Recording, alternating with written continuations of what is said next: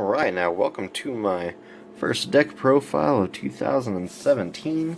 And we get to do the Cubics, because Duja, and I just got my Duza today. His name was Duja in the Japanese, but he's Duza for the English, I guess.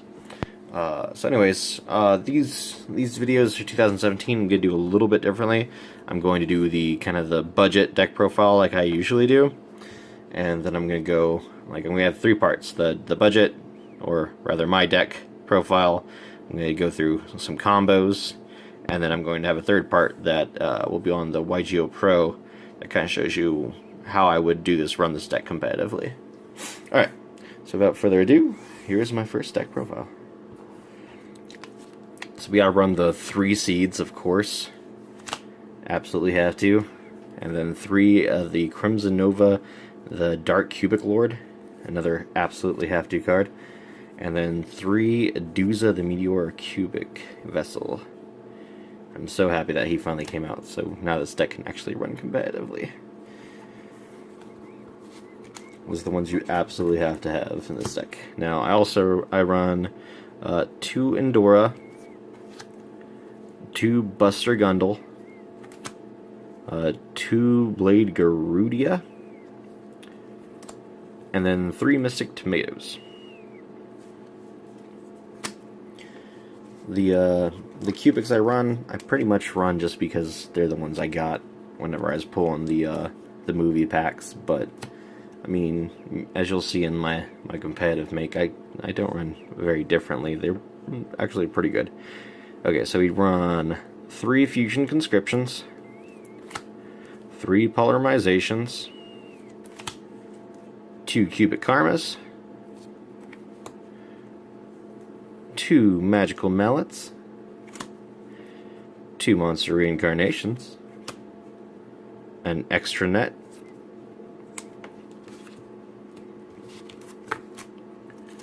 then on for our traps, we run 3 Unification of the Cubic Lords, 2 Cubic Rebirths, 2 Jars of Avarice, and 2 Call of the Haunteds.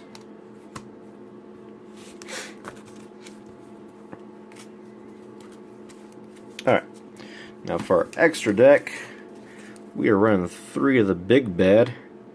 Pretty much your goal in this deck is just to get this guy out, because then you win.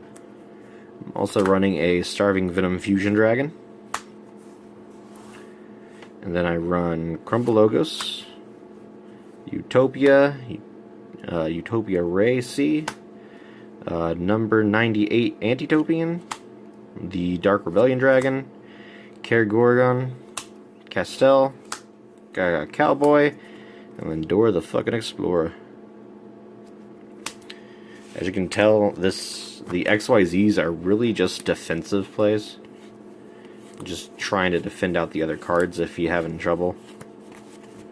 Because your main goal in this game is just to get this guy out right here. It's super uber. Alright, so now is the portion where we will go over some combos. Okay, as we mentioned before, your main goal is to get that big guy out. And you get that big guy out by having 3 of these cards. So you want these 3 guys in your hand so you can get it with the Polymerization or that either Polymerization or the Unification of the Cubic Lords. It also does the same thing.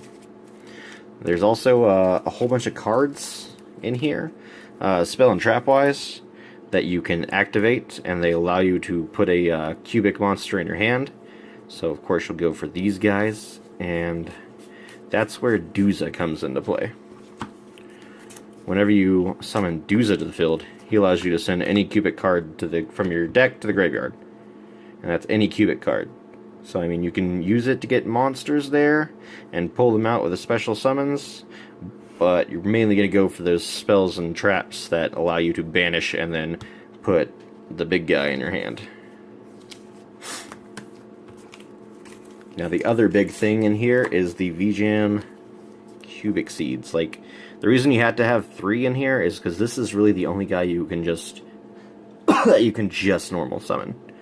And his special thing is that he cannot be destroyed by damage, and after he's attacked, you can activate his effect to send him to the spell and trap zone, and you place a counter on your opponents. And then your opponent can no longer attack, and their effects are negated. So the only way your opponent can destroy this is if they destroy it with a spell or a trap or some card effect instead of attacking it. Also, whenever it's down here like this, you can activate it to send it right back out and do the same exact thing. But also remember that these cards cannot be destroyed by battle. So if your opponent sent out a bunch of monsters and they plan to just sacrifice one to send it out and then, you know, attack over it, you just keep them out on the field. Just don't activate his effect to throw them back. Okay, so also, because we want this guy out, that's why we're running the 3 Mystic Tomatoes, which is why whenever I battle, I always just go ahead and play him face up, so that your opponent take him out, and you can get VJM Cubic Seed out. The other guys, they have some fairly nice effects, but hopefully you get out your big guys. That's what you're really trying for. There's ones with the nice effects aren't really going to win you many matches. Okay, now like I said, your main thing is to get this guy out, and he is the big bad boss. And he can only be fusion summoned. He can't be summoned through regular means, or can't be special summoned by any other means. And his effect is that he can't be targeted or destroyed by card effects. So that's already out. They have to battle over him. They have to have higher than the 4,500 attack, which he contains. And then every time he attacks your opponent, they lose half their life points automatically. Not to mention he can attack twice. So, I mean, you could just, you know, attack straight from the start and take your opponent from 8,000 to 2,000. On top of whatever you might be damaging them with. I mean, that's your big thing for combos, really. There's also a spell card which will take half your opponent's life points, but that's only if you can manage to special summon Cubics out, which this deck does very well. So I would suggest always activating Cubic Karma as soon as you get it, because it's also one of the ones that you can discard for a Cubic card into your hand as well. So it's one of the ones that you don't mind dying. We use Magical Mallet, just to kind of help with draw power. And then we also run a Extranet to help with draw power. The Monster Reincarnation is in case they do like spell or effect off your Cubic Seeds and you need to get them back. Or maybe they do something to destroy one of the big bosses from your hand and send it to the grave. Because you could get trapped like that pretty easily. Now, another thing I want to talk about is we have, you know, the polymerizations and the unification of the Cubic Lords for fusion. I also run the 3 fusion conscriptions. They run pretty nicely. They usually end up in your hand at the first play, and you can just automatically get one of the Dark Lords in your hand at the start. Alright, and that is all for this bit. Next up, we'll go ahead and talk about the what I would do to run this deck competitively. Alright, so this is my competitive build for this, and as you can see, there's not much difference between the build I already have and the competitive build. Mostly just because what I have works. Like, I've legitimately beat some Blue Eyes decks a time or two. So, there's not too much I changed up, but I do have the 1-for-1 in here instead of that Extranet, and I'm running 3 mallets. Also, and only 2 of the polymerizations. But one thing I thought I would mention is the Jar of Avarice, because I do run a lot of spells and traps in this deck. Jar of Avarice can help you out through some binds and get you that extra card, that draw power. Also, for my extra deck, I run the Honor Arc in this one. For the Steel, run extra Utopia for more protection. And then I also run like 2 of the Doors and 2 of the Gustav Mechs. Gustav Mechs is a good one to get, specifically because he deals damage to your opponent. One problem I've had running into with this deck is a lot of the monsters are really hard to summon to the field. So once you do finally, spend your resources to get this out, you can find yourself kind of trapped where your opponent's just, defending the entire time. So you're not able to attack through their life points. Like I've had at least 3 games where I got my opponent down to 25 life points or less from just taking half off every time. But yeah, so this is my deck. I hope you like it. This is the competitive build for the Cubics. They're very nice.